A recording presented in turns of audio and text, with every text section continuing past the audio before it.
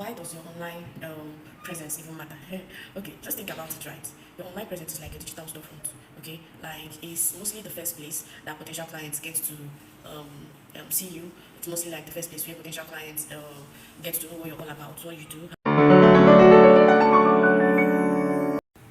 Hello everyone, welcome back to my channel. If you're new here, I'm Jane Olomachi. I help freelancers with practical tips and strategies on how to keep going, how to get started, and how to remain on track as a freelancer. Alright, so on today's video, we'll be talking about how to build your online presence as a freelancer or as a virtual assistant. This will be referring more to virtual assistants, but nevertheless, you can also apply it in other skills so long as you're a freelancer. Okay, you might ask, why does your online presence even matter? Okay, just think about it, right? Your online presence is like a digital storefront. Okay, like it's mostly the first place that potential clients get to see you. It's mostly like the first place where potential clients get to know what you're all about, what you do, how you do it, and basically what you are and what you stand for, what you do, right? And in summary, I would say it builds your credibility. Yeah, your online presence builds your credibility and it makes you easier to find for potential clients. All right, so let's start. The number one tip I would be giving would be optimizing your profiles. Okay, so when I say optimizing your profile, what I mean is making your profile stand out, making your profile look all professional as it should, and basically retouching and doing a lot of professional stuff on your profiles. Your profiles such as LinkedIn, your if you're on Twitter, your Twitter profile, if you're on Facebook, your Facebook profile, your Upwork profile, basically your freelance profiles, and maybe other social medias if you care, right? So the first one, like I said, is optimizing your profile. And by optimizing your profile, so I'll be using LinkedIn as a case study, right? And you can also implement it on other freelance platforms. Okay, optimizing your profile. First step to take while optimizing your profile is the headline. Okay, you're gonna have to make sure your headline explains exactly what you do. Make sure your headline explains exactly what you do. Make sure it stands out and it describes you, it describes what you do, it describes your skill. Okay, something like your virtual assistant, or a social media strategist, it's just social media manager, digital marketer, whatever it is, just make sure to indicate it. Okay, using the keyword, make sure to indicate it on your headline. Okay, so the second step in optimizing your profile would be your profile picture or your cover picture. Okay, make sure your profile picture depicts professionalism. Make sure it's a professional picture. Make sure it stands out. Do not make it a regular picture. You can go in for a professional photo shoot, or you can also use your phone to get a professional picture to use on your profiles, on your profile pictures, on your cover pictures, right? It's always best to use professional pictures. All right, in your cover picture, in your banner, LinkedIn calls it banner, right? In your banner on LinkedIn, make sure to always include what you do. Okay, always add always let your banner speak for you. Let your banner indicate what you do, more like you're a virtual assistant, and then you specialize in project management, scheduling, and the rest of it. You can always indicate on your banner. You can, like I mentioned in my previous video, Canva is one design app that you can use to create most of these basic designs that you need. So just log into Canva, look for LinkedIn banner. You can always see a template, edit the template to your choice. And if you're a virtual assistant and you specialize in project management and calendar management, you can always indicate it there. All right, your name or however it is you want to design it, but always seek samples from other professionals who are in your field. Okay, so the next step in optimizing your profile, your LinkedIn profile or your freelance profile would be your summary. Okay, there's always a space for summary where you get to explain and talk about things you do, your expertise, your skills, your years of experience, what you've done, how you've done it, how you can help your clients, how you can help them achieve their goals and whatsoever. Okay, so this summary now is going to be basically your chance of explaining everything you know how to do and how to do it. Okay, it's your chance of telling your story. Tell your story. Utilize the space. Talk about what you do. Talk about how you do it. Talk about how you can help your clients. Talk about how you can add value to them. Talk about a lot of things you know you can do and how to do it best to the benefit of your clients. All right, and then keep it simple and powerful. Make it very simple but very very strong, that when the client sees it they know that okay, this person knows what he or she is doing and we'll be going for him or her. Yeah. So the second step in building an online presence would be building a professional website, a personal website rather, or a website portfolio. All right, you can always get a website for yourself or a website portfolio. As you all know, your portfolio entails what work you've done, what jobs you've done so far, the results you achieved in the course of those jobs or those works you did.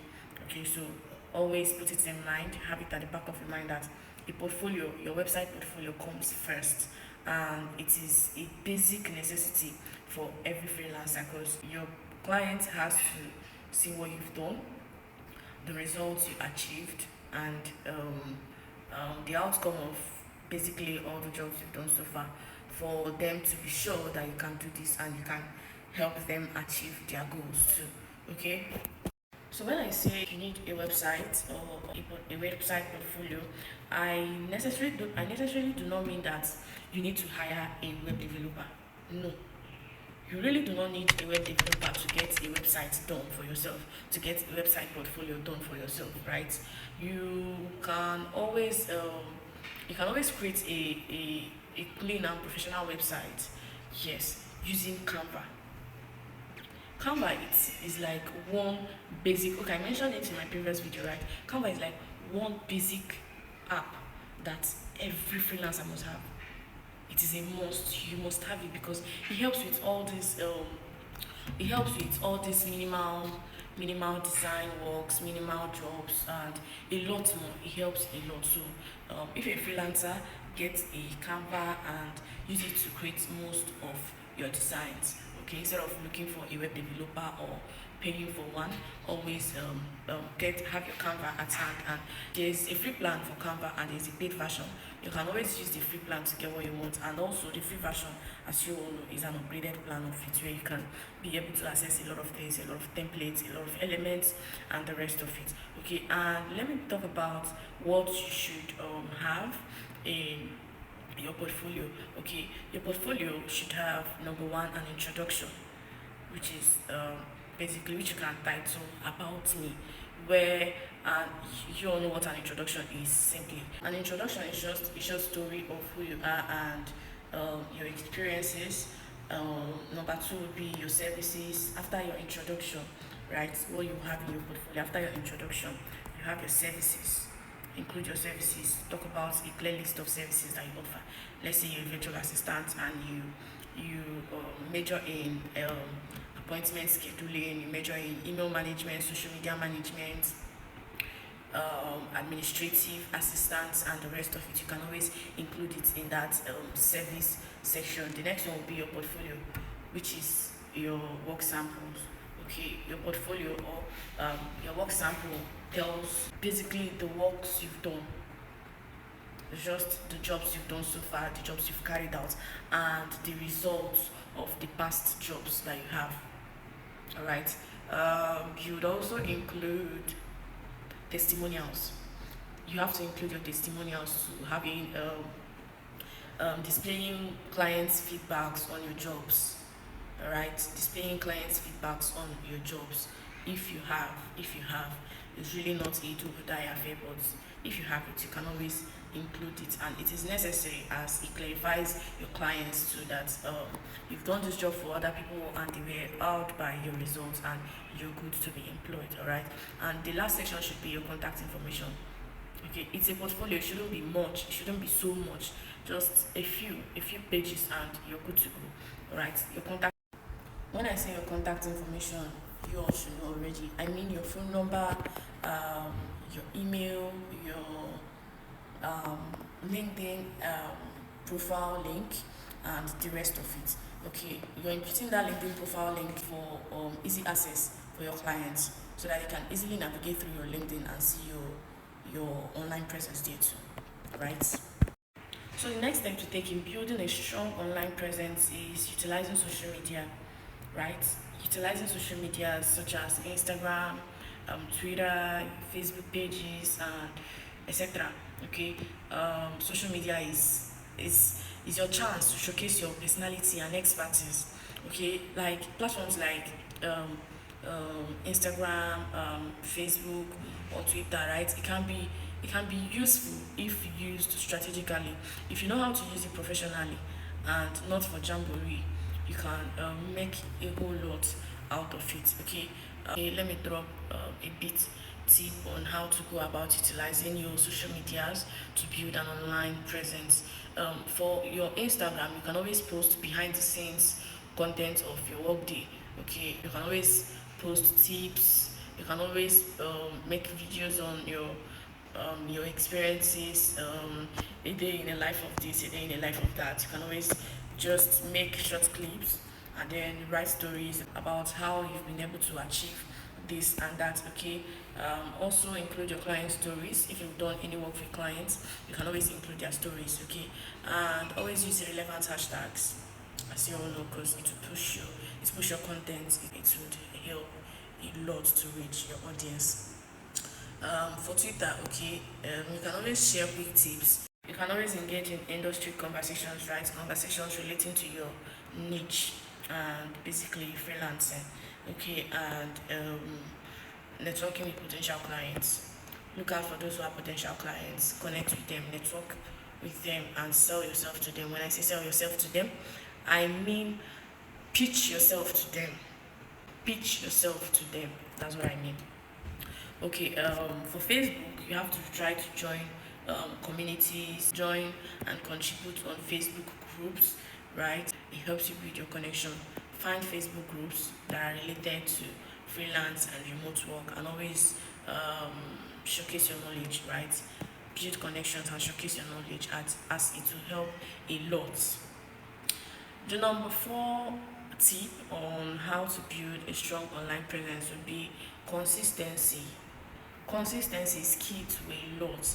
It will help a lot. Okay, so building a strong online presence doesn't happen overnight. It doesn't just happen within a twinkle of an eye. You build it consistently. You work day in, day out consistently to make sure you gain that ground you want on your online presence. Okay, always choose a schedule to make posts, to write, to post, to make a little video on how your day is going, how you got a job, your relationship with your clients. Basically, choose a schedule that works for you, okay, and stick to it. All right. Okay, so the last but not the least tip on how to build your online presence would be engaging with your audience. All right. It's not just fine to post and disappear and expect other people to engage on your content when you actually do not reciprocate. All right. You have to hang in there, make your posts, and also try to engage in other people's posts. All right. Comment on other people's posts, answer other people's questions, and basically engage actively in discussions. All right, as it will help your audience stay, it will help you get more audience, and it will help your account stay active.